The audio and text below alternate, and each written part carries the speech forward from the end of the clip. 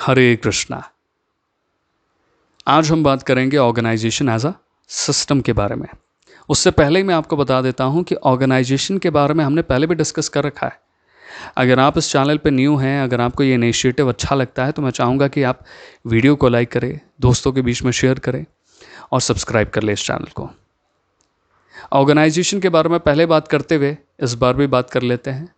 Organisation is all about when two or more people come together to pursue a common objective or a preset goal। आप अपने दोस्त के साथ में बैठे हैं, आप दोनों मिलकर ये विचार करते हैं कि क्यों ना पानी पे चलने वाली गाड़ी बनाते हैं, 2 साल में उसका बिजनेस करेंगे। आप मैकेनिकल इंजीनियर वाले हैं। जब आप दो लोग या फिर आप 2 से ज़्यादा दोस्त मिलकर के एक कॉमन ऑब्जेक्टिव की तरफ आगे बढ़ रहे हैं, तब आप एक ऑर्गेनाइजेशन फॉर्म कर लेते हैं। ठीक है, ये मैंने अनप्रोफेशनल वे में बताया। प्रोफेशनल वे में आप अलग अलग प्रोफेशन के लोगों को एक साथ जोड़ करके ऑर्गेनाइजेशन को स्टैब्लिश कर सकते हैं। ऑर्गेनाइजेशन एज अ सिस्टम का मतलब क्या है, इसे समझने से पहले ऑर्गेनाइजेशन को सिस्टम के नज़रिए से देखें। सिस्टम हालांकि हम बहुत बार यूज़ करते हैं तो हमारे लिए ऑलरेडी बहुत कॉम्प्लिकेटेड वर्ड हो जाता है। यार मैंने देखिए सिस्टम बनाया, अरे देख ये सिस्टम मैंने बनाया, और आपका दोस्त बाई चांस आपसे पूछ दे कि भैया सिस्टम का मतलब क्या है, तो आपका बत्ती गुल हो जाता है, बिकॉज आपको मालूम ही नहीं है कि सिस्टम है क्या एक्चुअली। बस आप थोड़ा बहुत उस चीज़ को समझ पा रहे हो, उस वर्ड के साथ में कोरिलेट कर पा रहे हैं। तो पहले आज सिस्टम को समझते फिर ऑर्गेनाइजेशन एज अ सिस्टम समझेंगे। So system means an assemblance or combination of things or parts forming a complex or unitary whole to achieve the desired objective। उदाहरण के तौर पे सीधे शब्दों में आपको समझाना चाहूँगा, आपका शरीर एक सिस्टम है।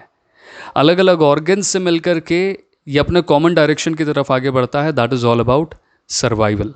ठीक है, अलग अलग ऑर्गन्स इसमें सपोर्ट करते हैं। एक ऑर्गन है जो रेस्पिरेटरी में काम करता है, एक ऑर्गन है जो डाइजेशन में काम करता है, एक ऑर्गन जो एक्सट्रैक्शन में काम करता है। ठीक है, अलग अलग ऑर्गन्स के अलग अलग यूटिलाइजेशंस हैं और वो सब मिला करके सर्वाइवल की तरफ काम करते हैं और वो सब मिला करके एक सिस्टम बना लेते हैं। A system may comprise of different subsystems and it may itself be a part of another broader system। अब आपका शरीर है, रेस्पिरेटरी सिस्टम अगर आप उसका सिर्फ एक हिस्सा देखते हैं, टच करते हैं, तब उसमें बहुत सारी चीज़ें आ जाती हैं। डाइजेशन का अगर आप हिस्सा टच करते हैं तब आपको मालूम है कि डाइजेशन के वक्त में डाइजेशन आपके माउथ में भी होता है, बकल कैविटी की यूज़ से भी आप उसे कर पाते हैं। फिर ओसोफेगस से जाते हुए वो जब आपके स्टोमक में जाता है तो वहाँ पे अलग डाइजेशन का प्रोसेस होता है। ठीक है, फिर इंटेस्टाइन में भी होता है। ठीक है, तो ऐसे अलग अलग जो चीज़ें हैं ये अलग अलग अपने आप में एक सिस्टम है। क्यों सिस्टम है? बिकॉज हर किसी में अलग अलग एक्टिविटीज़ हो रहे हैं। पेट सिर्फ आपका खाना पचाता ही नहीं है। जब आप इसे गौर से देखेंगे तब पचाने से पहले भी कई सारे प्रोसेस है और पचाने के बाद में भी कई सारे प्रोसेस है। आपके पेट में खाना घंटों घंटों तक रहता है, सड़ता नहीं है, तो उसके लिए भी वहाँ पे जूसेस छोड़े जाते हैं शरीर के द्वारा। तो अपने आप में एक बहुत बड़ा सिस्टम बना लेता है। दैट्स वाई उसी तरीके से ऑर्गेनाइजेशन भी अपने आप में एक सिस्टम कहलाता है। क्यों सिस्टम कहलाता है? बिकॉज ऑर्गेनाइजेशन में भी कई सारे ऐसे सब सिस्टम्स हैं, अलग अलग डिपार्टमेंट्स हैं जिनके अलग अलग रोल है, और उन सब का काम क्या है कि हमारा जो कॉमन ऑब्जेक्टिव है उसे परस्यू करना। Simple as that. जैसे डायरेक्टर है, एसएम है, सीनियर मैनेजर है, यहाँ पे भी सीनियर मैनेजर, इधर भी बहुत सारे एक्टिविटीज़ होंगे, इधर भी अलग अलग चीज़ें हैं, कॉम्बिनेशन से मिलकर के सब मैनेजर उन्हें हैंडल कर रहा है रिस्पॉन्सिबिलिटी लेके। इनकी अलग अलग एक्टिविटीज़ है, इनमें अलग अलग रिस्पॉन्सिबिलिटी टेकर्स है, अकाउंटेबिलिटी होल्डर्स है।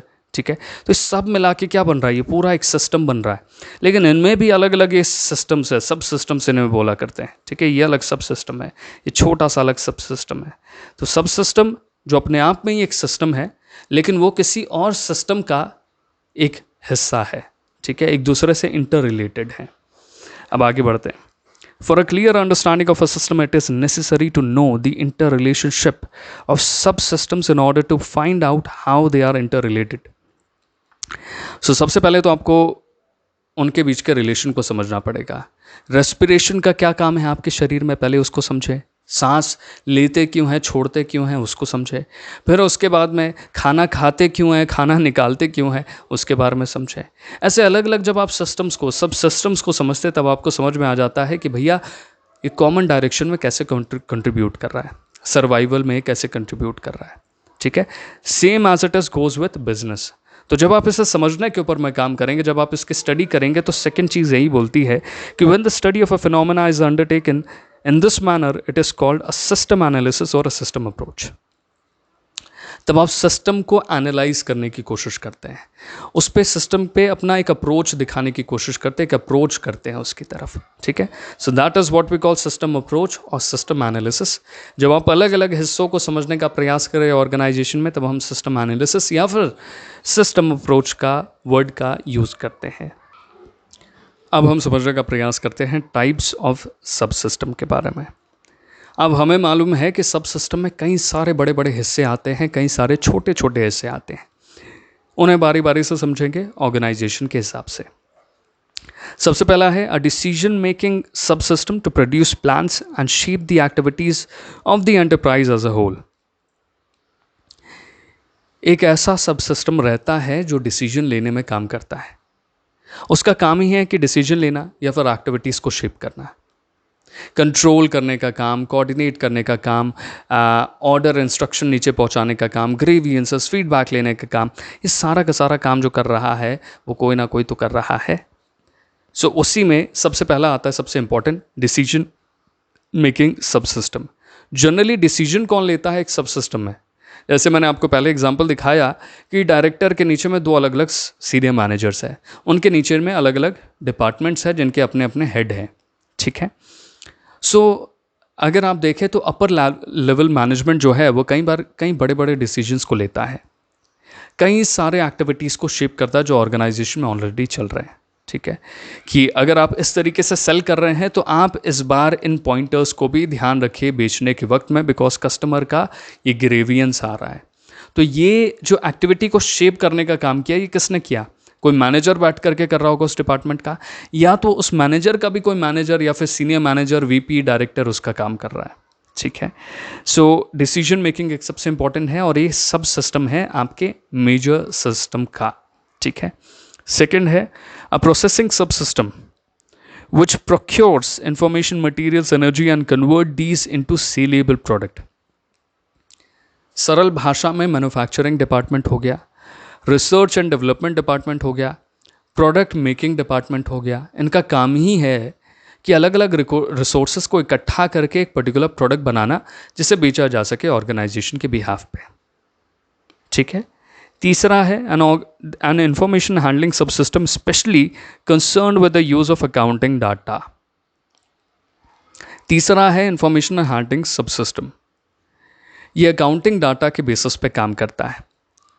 देखिए इन्फॉर्मेशन आता है जाता है, लेकिन हम यहाँ पे ऑर्गेनाइजेशन में इन्फॉर्मेशन के बारे में जो बात करेंगे that is totally based on numbers के बारे में बात किया जा रहा है. तो नंबर्स अगर वहाँ पे आएगा तो वहाँ पे अकाउंट्स भी ज़रूर होगा, ठीक है. आप किसी दुकान में भी चले जाएंगे वहाँ पे भी अकाउंट्स है, क्यों? वहाँ पे नंबर्स आ रहे हैं. जहाँ पे भी नंबर्स आएगा वहाँ पे अकाउंट्स का डिपार्टमेंट ज़रूर आएगा जो इन्फॉर्मेशन को हैंडल करेगा, ठीक है. ये बताएगा अपर मैनेजमेंट को, लोअर मैनेजमेंट को कि भैया कितना सेल चल रहा है, कितना बिजनेस आ रहा है, कितना लॉस हो रहा है, ठीक है. That is what is important. D a control sub system to ensure the actual performance is according to the plan. अब कंट्रोल सब सिस्टम में कौन बैठा होता है? Upper level management. जनरली ये कंट्रोल करता है कि क्या एक्चुअली में जो परफॉर्मेंस बनाया गया है उसके अकॉर्डिंगली काम हो रहा है कि नहीं हो रहा है. लोअर लेवल मैनेजमेंट भी इसमें इन्वॉल्व होता है, अपर लेवल भी होता है, मिड लेवल मैनेजमेंट भी होता है. हर किसी के ऊपर में एक तलवार ज़रूर लटकी होती है. मतलब मैं आपको थोड़ा फनी वे में बताने की कोशिश कर रहा हूँ कि हर किसी के ऊपर में एक तलवार ज़रूर लटकी होती है. That is all about the accountability वाली तलवार.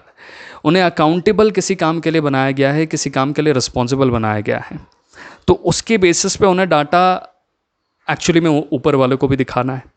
अब जब नीचे वाले बिजनेस अच्छा नहीं करेंगे तो उन्हें मालूम है कि आने वाले समय में ऊपर से एक बहुत भयंकर गाली मेरे ऊपर में बरसेगा, तो उससे बचने के लिए कुछ ना कुछ काम करना पड़ेगा. So that is all about control sub system. Control sub system to ensure the actual performance is according to the plan. जो एक्चुअल परफॉर्मेंस है वो प्लान के अकॉर्डिंग नहीं है या है, उसको कंट्रोल करने का काम कौन करता है? Control sub system department. छठा है a memory subsystem to store information and make it available as and when required. IT department है आपके कंपनी में. IT डिपार्टमेंट के अलावा कई सारे अलग अलग डिपार्टमेंट्स हैं जो इन्फॉर्मेशन को होल्ड करके अपने पास में रखता है, ठीक है. सीनियर लेवल मैनेजमेंट में है कुछ डिपार्टमेंट्स ऐसे। सो ये क्या करते हैं कि डिपार्टमेंट के बिहाफ पे उस डाटा को अपने पास में रखते हैं कि हाँ कितना उन्होंने किया था बिज़नेस, कितना उनका बिज़नेस चल रहा है, क्या उनकी क्वालिटी के रिमार्क्स है, क्या किस तरीके से उसे हैंडल किया जा रहा है, क्या अकाउंट्स का डाटा आ रहा है।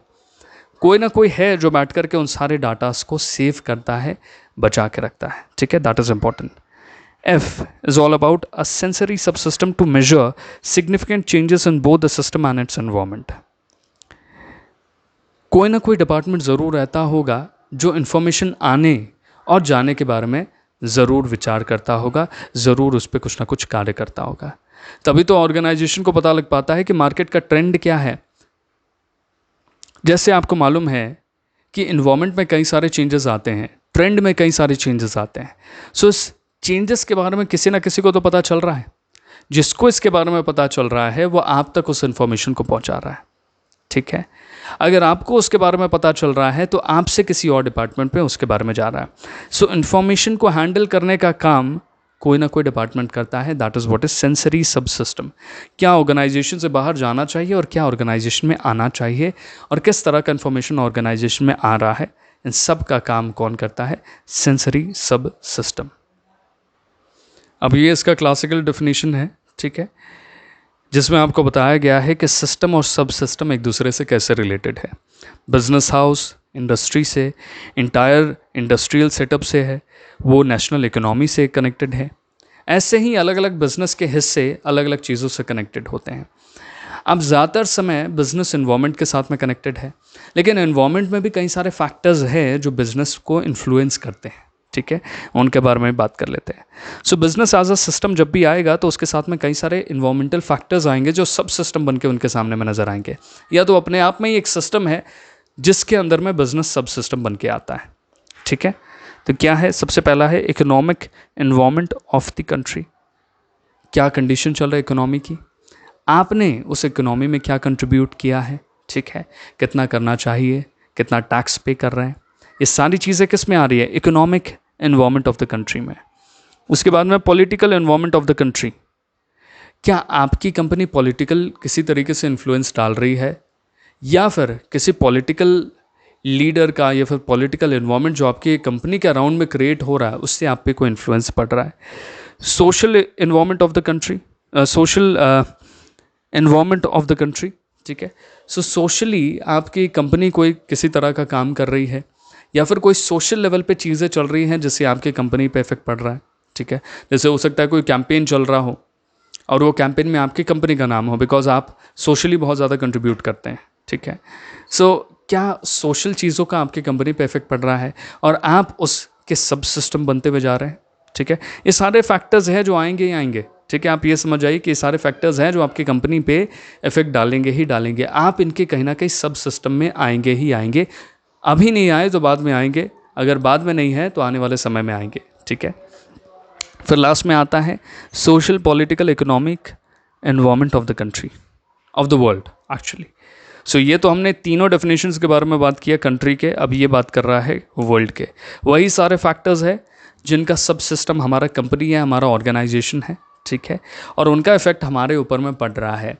वो या तो कंट्री में पड़ेगा या तो वो वर्ल्ड की तरफ से हमारी तरफ आ रहा है। हम किसी ना किसी इन्वायरमेंट में ऑलरेडी काम कर रहे हैं उसके सब सिस्टम बन करके।